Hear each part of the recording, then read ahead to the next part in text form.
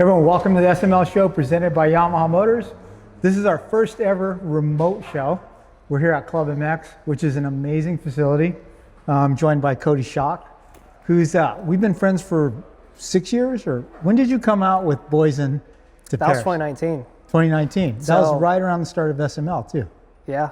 Yeah, so my first memories of Coty Schock are you got flown out and you were riding a two-stroke. Yeah, first time ever to California. And then, yeah, you got a YZ 252 stroke ready for me. And then I was teammates with Mike Brown. Yeah, for the two-stroke national. Yeah. That's cool. Yeah. But yeah, we're here at Club MX for the media intro for the 2027 YZ250F. Well, I was going to say, have you gotten to ride it? But you've been in a cast. I haven't. But man, this place is amazing. Like the facility here, Yeah. the resources that you have and everything.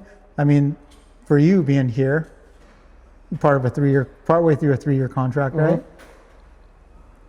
Compare the way this feels to when you were on Talking Boys Chaparral Honda team. I mean, it's like, Dude, it is night and day. I mean, actually, ML and I were actually just kind of like reminiscing on those days, and I definitely had a lot of fun. But the organization, the prep, everything is just on another level here. It's weird. I'm going into my 3rd year under contract, but I've already been here for 3 years, which is wild to think. But no, this place is, I mean, from the staff, it's great. From the tracks, it's like a real life video game. And the bikes are pretty damn good. So I do miss California in a way, but I will say I am very happy. you don't here. miss the traffic. No. You don't miss No. the riding on the tracks with goons like me and like. You know, I was always down to like ride with, the public out there, but there were definitely times where it gets scary because, I mean, I get it. It's a public track. We're professionals. We have certain track days, but it only takes one person. Yeah. And it would kind of get sketched. So it is nice to kind of be here, be a little bit more secluded, and, it's a controlled environment, I guess you would say. Yeah, controlled environment. Yeah. I mean, it's crazy, man. They gave us a tour this morning, 260 acres, both sides of the street. It's legit. You guys have a gym, the cold plunge, the hot room. Yeah, it's not just a normal gym though. That's like state of the art right there. And then every lap you do is timed, right? Yeah. Uh, Yeah, we have amazing. the race ready thing out there for timing, and everything we do is clocked. So. Yeah. So was it this rad like when you were coming up years ago and working out of here?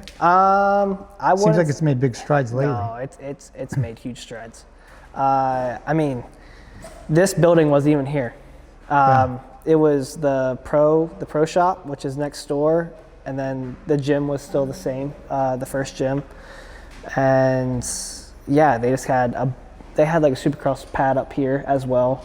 But no, it just seems like every other year, something gets added to this facility, and it's steady growing. And I'm sure Brandon has something in the works that we don't know about, that it's going to be expanding even more. So Yeah. You kind of just never know what you're going to get with Club, but it's in a good way. So you live off site, correct? You don't. I do. I live an hour from here. Is it kind of like you had to be off site because it's too much motocross 24 hours a day? Or? For me personally, yes, in a way. I need that separation. In 2019, for the first time I ever actually rode Supercross was on this bottom track down here. Yeah. And I did live here for 6 months, and like I did live out my dream of like living at a facility and on the property. But at the same time, I realized that the way I grew up was the way I liked. To be separated from the track. So I love dirt bikes, with all my heart, and I have my own personal bikes at the house, so I kind of get my fix. Every time I step out in my garage, I'm like, yeah, that's cool, but I'm not at the track. So for me, I prefer that, to stay off property. So my first impression of you was like, what a crazy whipper you were.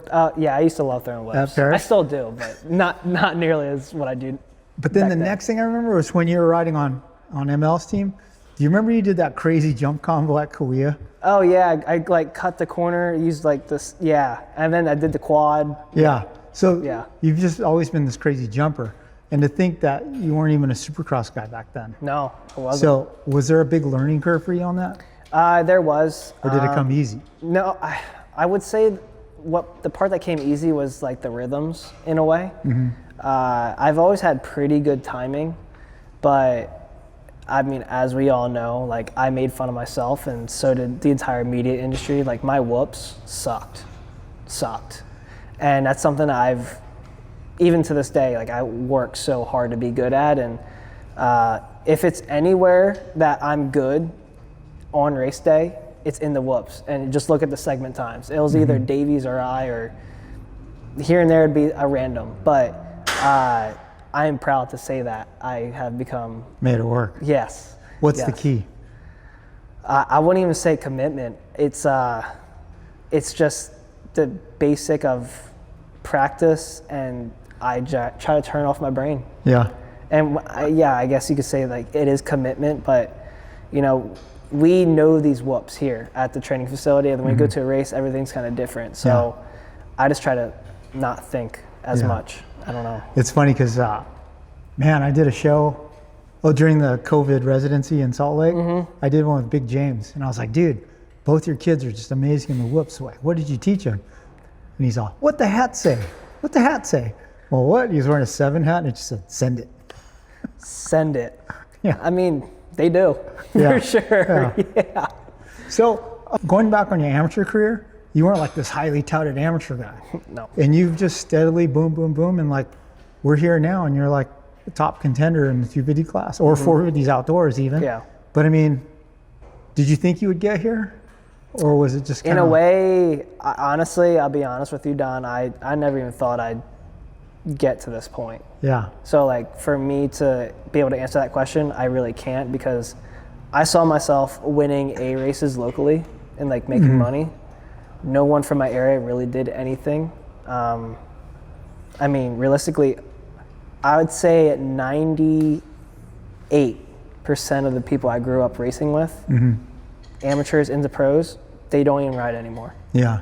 I mean, the only ones that really did anything, and I hope I don't get ripped in the comments on this one, but is Heart Raft and J Coop. Yeah. Those were the... You're from Delaware? Yeah. Delaware. And Heart Raft is from Jersey, and J Coop was New York. So like we would see each other at like Englishtown, maybe like Broome Tioga, like the northern races. But I mean, that's it. Yeah. Literally from my generation, I guess you would say, it was us three, and we were the only ones that actually came out and like made a name and a living for ourselves. Yeah. Who else is from Delaware that has made a dent in pro motocross? No. That's it. I'm it. You're the only guy. It's funny. The only thing I know about Delaware is when I was a little kid, there was a soda called Delaware Punch. Yeah, I didn't know that. So I'm learning something about Delaware too. But no, I mean, there's definitely been guys that have made their pro license, but actually made mains, even in outdoors, or just scored pro points. I don't. No one has done what I've done to the extent. Yeah. So that's got to feel good. I'm proud of that. It's a little state, so like, I mean, I guess I'm a big fish in a little pond, but hey, a win's a win, right? A win's a win. Yeah. Hey guys, we're going to take a quick break to hear from our sponsors. We're back for more.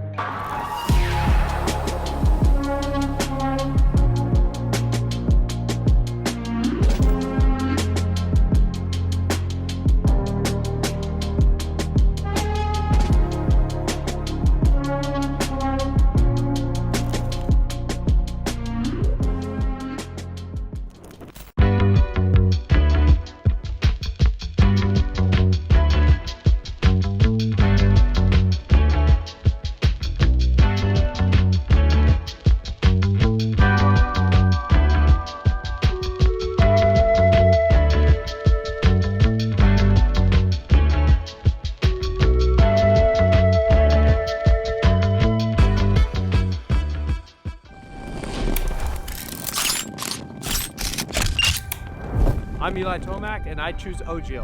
I'm Cooper Webb. I'm Malcolm Stewart. RJ Hampshire. I'm Josh Moda, and I choose Ojo. I'm Aaron Plessinger. What's up, guys? I'm Hunter Lawrence. My name's Jet Lawrence. I'm Hayden Deegan, and I choose OGO.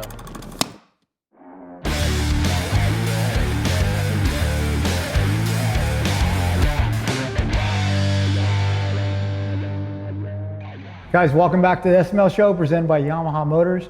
Once again, we're here at the beautiful Club MX facility with Coty Schock. Man, when you switched to the 450 class for outdoors a couple of years ago, did you surprise yourself? Because I mean, I was pumped, dude. You did really well. Yes and no. Yes, because as far up as I made it, but no, because I knew I could top 10. But for me to finish that season the way I did, oh yeah, dude, like I never thought I'd be battling or passing Mooscan going down a hill at Budds Creek. Like, no, that just doesn't happen. But yeah, I mean, that was a killer season, and it was kind of weird. Like that 21 season, I reminisced a lot. I think it was because it was such a high for me at one point.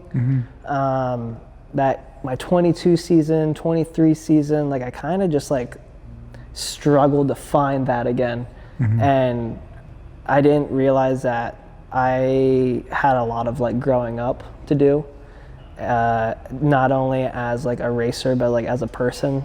And then when the 24 season came around, obviously a fresh new start here, I was kind of in a position where I had really nothing to lose and gambled on myself. And yeah, I mean, as much as I love the 21 season, I am wholeheartedly more proud of like what I've done recently. So it's cool to not like reminisce so much on the 21 season. Like I have a lot of seasons to look back on and be like, that was cool, if not cooler. So Yeah. Now, do I want to get up there again in the outdoors? Absolutely. Like I do miss racing outdoors. There is a side of me, I'm not gonna lie, where I'm okay with not getting roosted at Unadilla, Right and I now, can be yeah. on this side of the TV, right? But yeah, I definitely miss being out there for sure. Yeah. So talking about missing it, you got hurt right after Fox Raceway, right? Yeah, the Tuesday right after Fox. Yeah. And is it a navicular? It's your lunate, so I don't. Lunate. It's one of your metatarsals. Okay, yeah. Another troublesome one that doesn't get blood flow. Yeah, it's a tiny bone, but it was just out here on the front track off like a 20-foot double, I guess you would say. And it was one of those crashes where you don't really know what happened, because it's in an area where you think about all these areas where you could crash, right, or where things could go wrong. Tough parts of the track. Yeah, and that's definitely not one of them. And I kind of just ended up in a nose pick, and it happened so fast I couldn't even pull my hands off the bars and bail or anything. And the way I crashed, I was pretty much upside down, bike compressed, and got ejected. And I knocked the wind out of myself, but fortunately I was conscious the whole time. No signs of a concussion, so shout out to Fly for that. But yeah, out of everything, I ended up with dislocating my lunate. And I didn't find that out until 24 hours later. Oh. So like I knew when I was on the ground, I was like, something's not right. Like I broke my wrist before, but like this one is different. And it took a while to get results, but what a change in events when I found out that I dislocated my lunate, which it sounds weird to say, but essentially, long story short, with this injury, it's like as comparable as doing a full knee reconstruction, because I didn't just dislocate a bone, I tore all the ligaments and tendons in my hand. So it's been 3 months and I get surgery tomorrow. What? First surgery? It's just been in a cast ever since? No, I get my surgery to get my pins removed. Oh, okay. Yeah. So what's the timeline then? I'll be in a brace for about 2 weeks. Then the stitches will come out in 2 weeks. And then it's fair game. At that point, it's kind of whatever I feel. So I'm really looking forward to just building myself back up. Yeah. I fortunately having Matt and this awesome gym here, I've been able to spend a lot of time and just build up my legs. I feel like that's kind of been a weak part for me in the past. So really just trying to get a better foundation under me, and I'm so excited to get back on a bike and just get back to work. Got some tree trunks now, huh? You Low need to give Scrub Daddy some tips. Oh, Scrub Daddy needs all the tips. So talk about the podium breakthrough. Oh yeah. Supercross.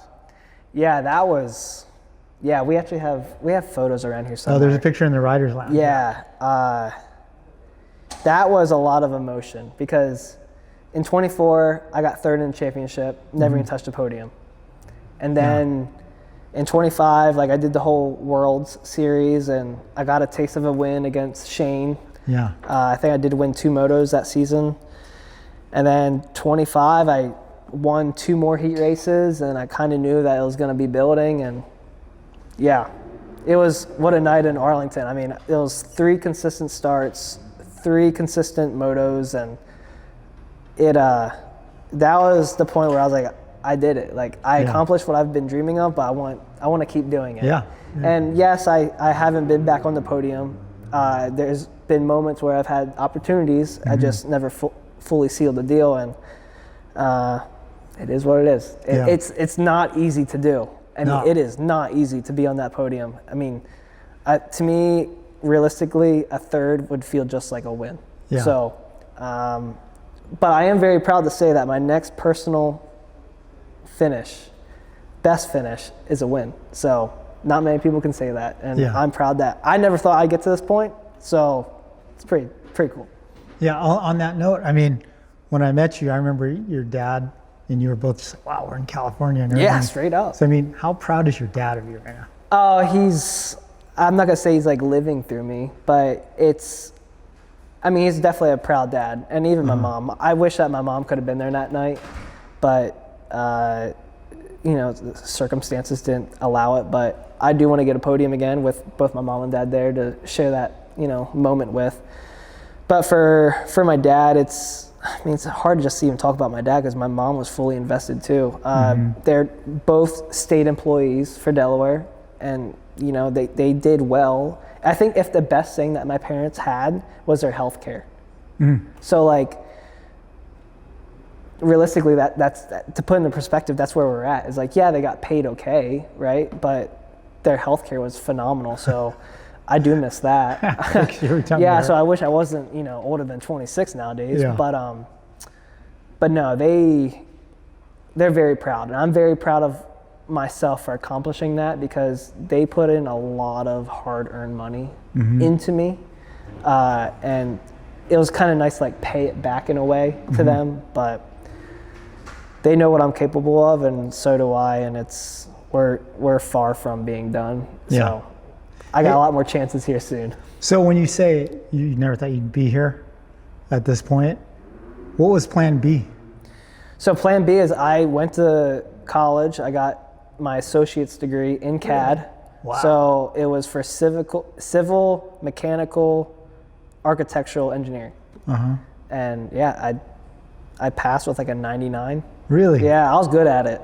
Wow. And my parents were like, do it, and then you can go chase your dream. Wow. So fortunately, I tried to be smart. I had the state pay for it. Because if you go to school, a community college in Delaware, they pay for it. Really? And I was like, give me that. So I was like, I'm not going to be in debt for the rest of my life for this. Yeah. So I felt like I did pretty good on that. Heck yeah. So have you done anything with it all? Just Absolutely for fun on the side? No, you don't have like a rapid prototype machine? I do lie. My mechanic, Dakota, he got a 3D printer. Yeah. So what the sad part is he's asked me for tips. And I'm like, dude, it's been so long. I have to go to YouTube University to figure it out. So nice. I've been able to dive in a little bit, but realistically, no, I haven't. That's still cool. I'm proud of it. Educated Supercross racing. And after racing, I still like find enjoyment in it. So I could see myself doing something with it. Yeah. Awesome. Guys, one more quick break. Back for more with Coty.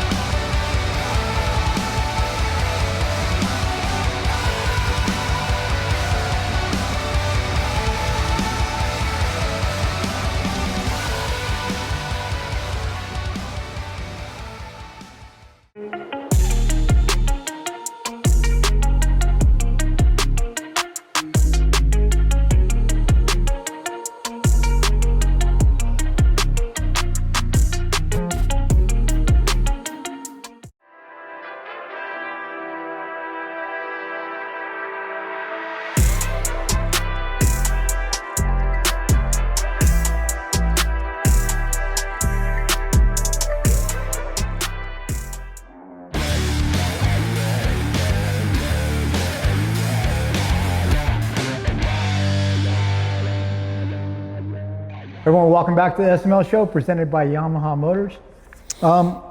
Okay, so you're missing all of outdoors, training your ass off, building some tree trunk legs, getting ready for Supercross next year. Proud of it. You're going to be just chomping at the bit to get back on Supercross and going again. Yes. And you have your first taste of, what do we call it, podium pie? Yeah. Right? So goals for 27. What do you expect of yourself? What do I expect of myself? I'll be honest, multiple podiums, and just to be consistently within the top 5. And I really want to get my qualifying better, and my overall consistency plus the whoops. And I do believe having stronger legs now, the whoops game is going to be, I would love to be like, I'm going to say this jokingly, but like the Timu of Christian Craig when he was on Star, dude. Him through those whoops was insane. So if I could be anywhere near that, we'll be talking. Heck yeah. Hey, 22, was that signed or was that a permanent number?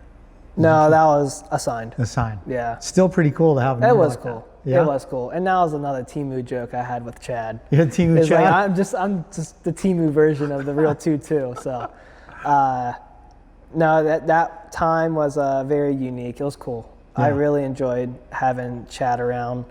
I mean, shoot, I admired Chad growing up. I mean, my first ever Supercross race I went to was Indianapolis 2009, and I was like, I want Chad Reed to win, and he did.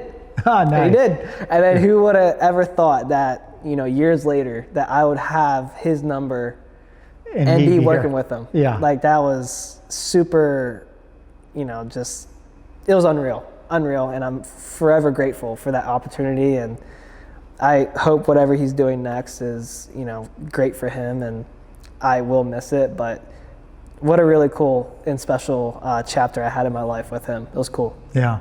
Man, a lot of cool things have transpired in your career that you never expected. And it's one of those things where nothing's ever been the plan. Like, I hear Blair say, like, oh, like a 5-year plan. I'm like, dude, if you want to know my 5-year plan, I don't know, but I'm just here right now. Yeah. So I'm really trying to just be present, and if anything, my wife and I we're thinking about starting a family at some point.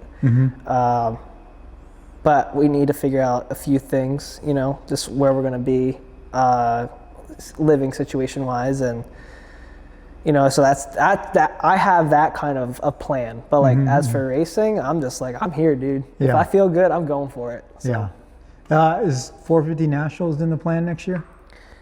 I don't know. We'll talk to the team. Dude, I'd like to. So good on a 450, man. Shocky on a 450 it's definitely my vibe. I mean, speaking about like jumps earlier, like we were talking about, like me going down Mount Martin, that was legit. Doubling down that thing. I'm kind of sad that they took it out, but I'm also proud. Like, all right, I was the last one to do it. So yeah. Obviously, being on the 250, like I do ride it well. I haven't got to obviously showcase it at a race yet. Palo was kind of a struggle, but a lot of positives. It's like one of those things where if you don't get a start on a 250, you could be running top 5 pace, but being 23rd. Yeah. It's just straight up. Yeah. So that's kind of where I was at. But no, if I am on a 450, I would love to just know I can hit all the jumps. Like, dude, how could you not go to Redbud and not hit Laraco's lead? Yeah. Like, I was so jealous this season watching all the guys just air it out. I'm like, that should be me. Is jumping like your favorite thing about being on dirt? Oh, for sure, dude. Yeah. There's something about just hitting a big jump, being upside down backwards, or just letting it hang out and then last second bringing it back. Yeah.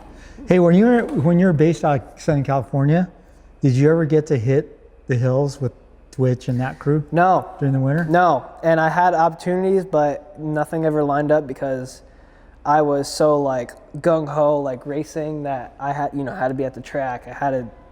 Even on rain days when the track was too muddy? Dude. It's funny, through the years. If anything I regret in life, it's not doing not doing that. Dude, because like Chase and I do this new show, and we have this segment called Hard Drive Roulette.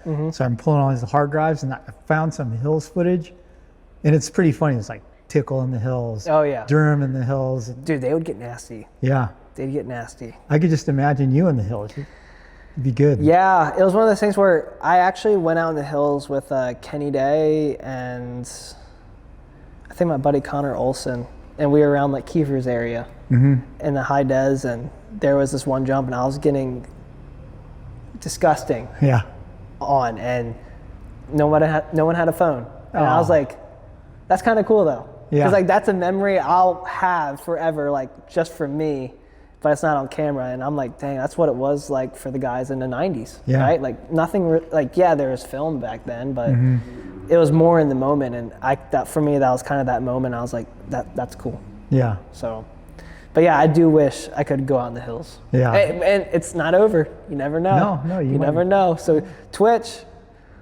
hit 'em one day, brother. So, man, did you live? No, it's just a little while, because then you ended up in Torrance, right? But did you live across the freeway from me with A-Ray and yeah, I was Taft? I was Woodfall Drive, baby. Yeah. Were you there when A-Ray's bike got stolen out of his van because he didn't lock it? I believe. I don't remember. Yamaha? Oh no! I was after that. I was A-Ray. I think he learned now. I hope so. You'd think after all these years. Probably not. I mean, after the whole Loretta's situation, I saw him off the track, then more on the track. Yeah. Some things don't change, but we all love you, brother. Did you see his bike smoking during practice? Are you surprised? His spy hunter. Are you surprised? Yeah, no, not at all. So, okay, how old are you now? You're like 27? I'm 28. 28. Yep. But guys race well into their 30s these days. Oh yeah, that's gonna be me. What's the plan? Like, how long are you gonna go? 5-year plan. You don't have the 5-year plan, you said. I don't, but I got kind of that one. Yeah. Easy 5 years. Yeah, 32, 33. I mean, Anstey's winning worlds at what, 30, what's he, 32, 33? I thought he was 40. I don't know, but I want that to be me. Yeah, keep going. Why can't I do that? So yeah, I mean, I can say after, my surgery tomorrow, I'm also getting carpal tunnel surgery, so I'm going to come out of the surgery room like this. Yeah.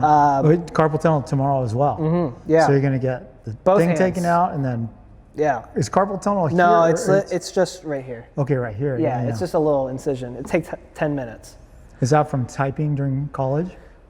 Yeah, I wish. No, fun fact, never really went public with this, but both my hands have been going numb at like the 20-minute mark since 2021. Really? So I've gotten to the point where it was kind of manageable in the beginning, right? But the past 2 years, at the 15-minute mark now, like I can't even I can't feel my fingertips. I can't feel the handlebar, the clutch, the front brake. Like I don't even know if I'm holding on. Wow. And it gets scary, especially when you're on a 450. Yeah. It gets scary. So I can actually sit here and say that after tomorrow's surgery, that'll be all bad. I will be 100% healed. Yeah. And ready to go. And I haven't been able to say that for years, and it's like a dark cloud is finally like getting pushed away, and I'm really excited for what's next for me. What could you do to keep racing with it going numb? Would you like hit your bars in the air or anything? Or? Nothing would fix it. Really? It got to the point where nothing would fix it, and it was just I would have to suffer through and not really have an explanation for anyone if something went sideways. Yeah. So. Well, dang. Stoked for you then. I'm excited. Good. That's good. I am thrilled. I truly am thrilled. Yeah. Well, man, we're out of time, but thanks for being part of the first remote SML I'm cool show. With that, because the last time we did one of these things was 2022. So 22. It's crazy thing, because I actually did watch our interview a few months ago, and I was like, man, look how skinny my neck was. Like, I just look bare bones. Like, how I was like you're a child. Straight up, I was. And now I definitely have a lot more muscle mass. Got the mustache. We're growing out the hair. The age is coming, and I love it. So it's cool. Coty Schock is a man now. Yeah, watch out. I'm kidding. Married, big legs. Happily married. Yeah. Life's been cool. It's been a lot of change, but in a good way. And like I said, I'm just grateful for where I'm at and wherever I'm headed. So thanks for having me. That's awesome, dude. Thank you. Good luck tomorrow. Thank you. Good luck tomorrow. Guys, thanks for checking out the SML Show presented by Yamaha Motors. Do me a favor, like and subscribe, and we'll see you next week.